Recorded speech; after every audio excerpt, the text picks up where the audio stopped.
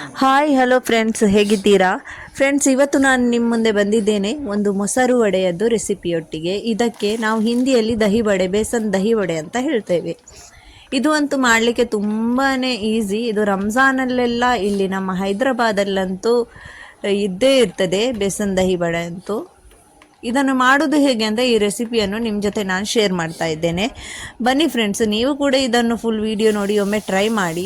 ಮಾಡಲಿಕ್ಕೆ ಅಂತೂ ತುಂಬ ಈಸಿ. ಇದು ತಿನ್ನಲಿಕ್ಕೆ ಅಂತೂ ಇನ್ನೂ ಟೇಸ್ಟಿ. ಮಕ್ಕಳಿಗೆ, ದೊಡ್ಡವರಿಗೆ, ವಯಸ್ಸಾದವರಿಗೆ ಎಲ್ಲರಿಗೂ ಇಷ್ಟವಾಗುವಂಥ ಈ ಮೊಸರು ವಡೆ ಹೇಗೆ ಮಾಡೋದಂತ ನಾನು ನಿಮ್ಮ ಜೊತೆ ಶೇರ್ ಮಾಡಿದ್ದೇನೆ. ಅದಕ್ಕೆ ನೀವು ನನ್ನ ವಿಡಿಯೋ ಒಂದು ಸಬ್ಸ್ಕ್ರೈಬ್ ಮಾಡಿ ಫುಲ್ ವಿಡಿಯೋ ವಾಚ್ ಮಾಡಿ, ಸ್ಕಿಪ್ ಮಾಡ್ಕೋಬೇಡಿ. ಸ್ಕಿಪ್ ಮಾಡಿದರೆ ಏನಾದರೂ ಒಂದು ಮಿಸ್ ಆಗೋಗ್ತದೆ, ಅದಕ್ಕೋಸ್ಕರ. ಹೀಗೆ ಇಲ್ಲಿ ನಾನು ತಗೊಂಡಿದ್ದೇನೆ ಕಡಲೆ ಹಿಟ್ಟು ನಾನು ಈ ನನ್ನ ಚಮಚದಲ್ಲಿ 3 ಚಮಚ ತಗೊಂಡಿದ್ದೇನೆ ನೋಡಿ. ಆಮೇಲೆ ಇದಕ್ಕೆ ಸ್ವಲ್ಪ ಟೇಸ್ಟಿಗೋಸ್ಕರ ಉಪ್ಪು ಹಾಕ್ತಾ ಇದ್ದೇನೆ. ಉಪ್ಪು ಹಾಕಿದ ಮೇಲೆ ಸ್ವಲ್ಪ ಅರಿಶಿನ ಪೌಡರ್ ಹಾಕ್ತಾ ಇದ್ದೇನೆ. ಉಪ್ಪು, ಅರಿಶಿನ ಪೌಡರ್ ಹಾಗೂ ಸ್ವಲ್ಪ ಬೇಕಿಂಗ್ ಸೋಡಾ ಹಾಕಿದ್ದೇನೆ. ಹಾಗೂ ಸ್ವಲ್ಪ ಜೀರಿಗೆ ಪೌಡರ್.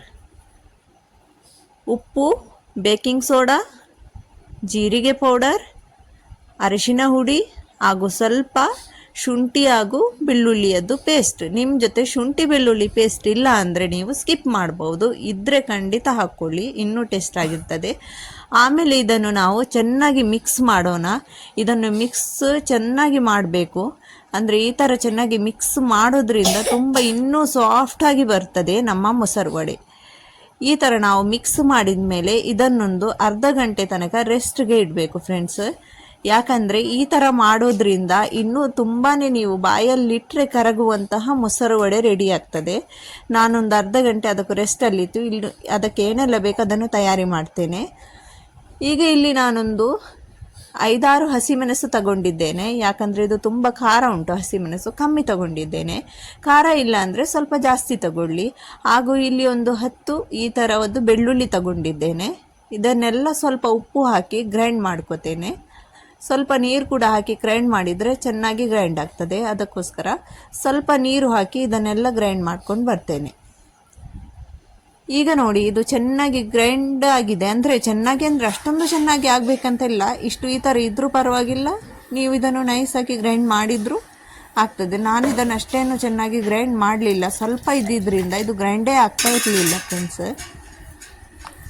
ಅದಕ್ಕೋಸ್ಕರ ಸ್ವಲ್ಪ ದರ್ದರಿಯ ಇಟ್ಟಿದ್ದೇನೆ ಅದೇ ಥರ.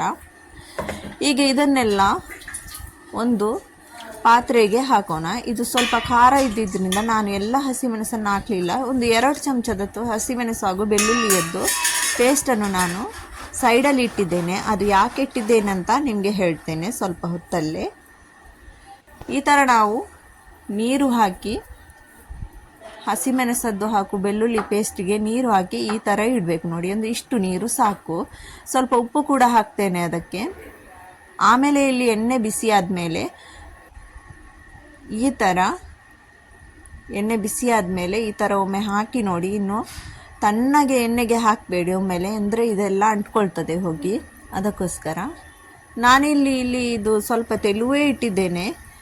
ಸ್ವಲ್ಪ ನಾವು ಈ ಥರ ವಡೆ ಹಾಕುವಾಗ ಸ್ವಲ್ಪ ಕಷ್ಟ ಆಗ್ತದೆ. ಆದರೂ ಈ ಥರ ತೆಳು ಇಟ್ಟರೆ ತುಂಬ ಸಾಫ್ಟ್ ಆಗ್ತದೆ. ಅದಕ್ಕೋಸ್ಕರ ನಾನು ಅಷ್ಟೇನು ತುಂಬಾ ದಪ್ಪಾಗಿ ಇಡಲಿಲ್ಲ, ಸ್ವಲ್ಪ ತೆಳುವಾಗೇ ಇಟ್ಟು ಈ ಥರ ಸ್ಪೂನಲ್ಲಿ ಹಾಕ್ತಾ ಇದ್ದೇನೆ ನೋಡಿ ಫ್ರೆಂಡ್ಸ್. ತುಂಬ ಟೇಸ್ಟ್ ಆಗಿರುವಂತಹ ಈ ದಹಿ ವಡೆ ನೀವು ಒಮ್ಮೆ ಟ್ರೈ ಮಾಡಿ ನನಗೆ ಕಮೆಂಟ್ ಮಾಡಿ ತಿಳಿಸಿ. ನೋಡಿ, ಈ ಥರ ನೋಡಿ. ಇದೆಲ್ಲ ತೆಗಿತೇನೆ ಈಗ. ಈ ಥರ ಕಲರ್ ಬಂದ ಮೇಲೆ ಇದನ್ನು ಎಣ್ಣೆಯಿಂದ ತೆಗೆದು ಈ ನಮ್ಮ ಹಸಿಮೆಣಸು ಹಾಗೂ ಬೆಳ್ಳುಳ್ಳಿಯದ್ದು ಪೇಸ್ಟದ್ದು ನೀರಿಗೆ ಹಾಕೋಣ. ಆಮೇಲೆ ಇದು ಬೇರೆನೆ ತೆಗೆಯೋಣ ಈ ಹುಡಿಯನ್ನು. ಈ ಮಕ್ಕಳೆಲ್ಲ ತುಂಬ ಇಷ್ಟದಿಂದ ತಿಂತಾರೆ.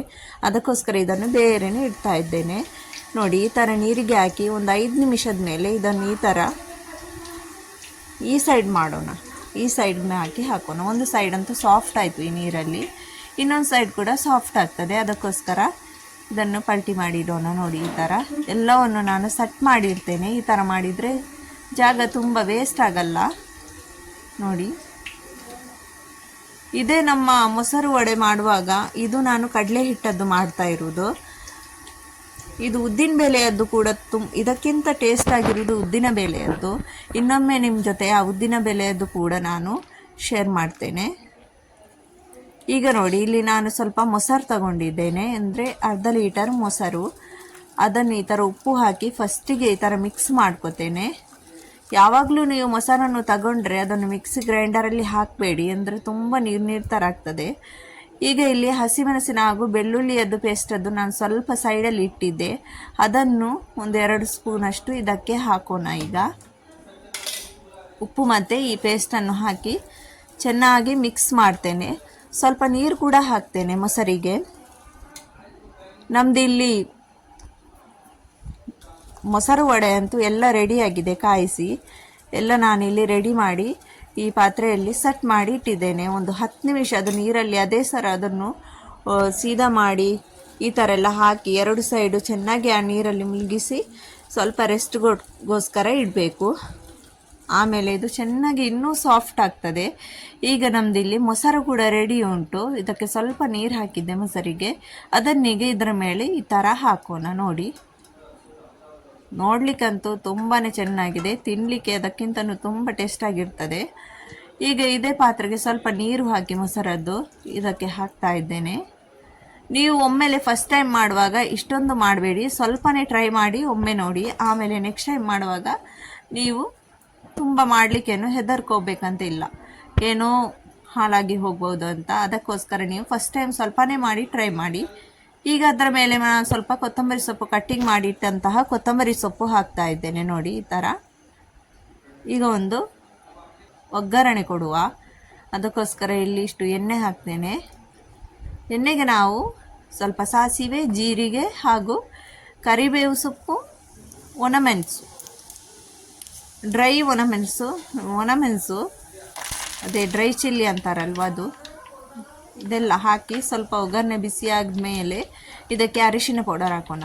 ಅರಿಶಿನ ಪೌಡರ್ ಹಾಕೋದ್ರಿಂದ ಕಲರ್ ತುಂಬ ಚೆನ್ನಾಗಿ ಬರ್ತದೆ ಮೊಸರು ವಡೆಯದ್ದು. ನೋಡಿ, ಈ ಥರ ಚೆನ್ನಾಗಿ ಒಗ್ಗರಣೆ ಕಾಯ್ದ ಮೇಲೆ ಇದನ್ನು ಒಗ್ಗರಣೆ ಕೊಡುವ. ನೋಡಿ, ಈ ಥರ ಒಗ್ಗರಣೆ ಎಲ್ಲ ಈ ಥರ 4 ಸುತ್ತಿಗೂ ಹಾಕೋಣ. ನೋಡಿ ಎಷ್ಟು ಚೆನ್ನಾಗಿ ಕಾಣ್ತಾ ಇದೆ ಅಲ್ವಾ? ನೀವು ಕೂಡ ಟ್ರೈ ಮಾಡಿ ಫ್ರೆಂಡ್ಸು, ತುಂಬ ಚೆನ್ನಾಗಿದೆ. ಇದನ್ನು ಸ್ಟೆಪ್ ಬೈ ಸ್ಟೆಪ್ ಸರಿಯಾಗಿ ಇದನ್ನು ನೀವು ಮಿಸ್ ಮಾಡದೆ ಟ್ರೈ ಮಾಡಿ.